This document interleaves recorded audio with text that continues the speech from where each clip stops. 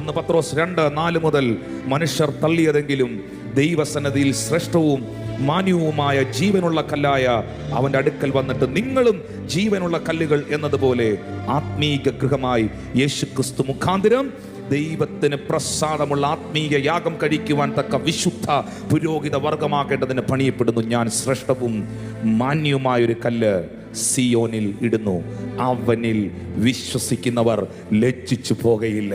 ആ കല്ല് ക്രിസ്തുവാണ്, ആ മൂലക്കല്ല് ക്രിസ്തുവാണ്.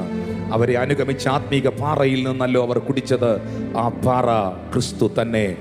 ആ ശ്രേഷ്ഠമേറിയ മാന്യമായ മൂലക്കല്ലായ ക്രിസ്തുവിൽ വിശ്വസിക്കുന്ന ഒരുത്തനും ഒരു കുടുംബവും ഒരു വ്യക്തിയും ലജ്ജിച്ചു പോകത്തില്ല എന്ന് വേദപുസ്തകം ഉറപ്പ് തരുന്നു. അത് ഞാൻ തള്ളിപ്പറഞ്ഞപ്പോഴും എൻ്റെ കർത്താവ് എന്നെ തള്ളിക്കളഞ്ഞില്ല എന്ന അനുഭവമുള്ള എത്ര പേരുണ്ട്? ഞാൻ മറന്നപ്പോഴും അവൻ എന്നെ മറന്നില്ല എന്ന അനുഭവമുള്ള എത്ര പേരുണ്ട്? തള്ളപ്പെടലിൻ്റെ വേദന, ഒറ്റപ്പെടലിൻ്റെ വേദന, തിരസ്കരണത്തിൻ്റെ വേദന അറിയാവുന്നവൻ്റെ മുൻപിലാണ് ഈ കൈ ഉയർത്തി നിൽക്കുന്നത്. അതുകൊണ്ട് നിങ്ങളെ അവൻ തള്ളിക്കളയില്ല.